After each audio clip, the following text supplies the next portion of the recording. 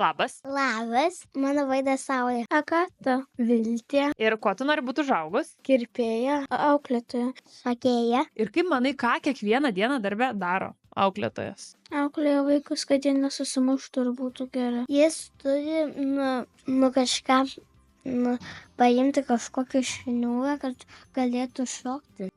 Ten, po kirpimo ten jis sutvarko, kad būtų švaru. Ir kaip manai, ką turi mokintis? Reikia šokti šokius kažkokius, kaip balerina.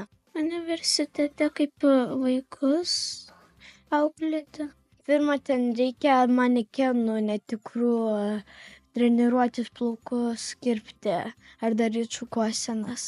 Super, ačiū.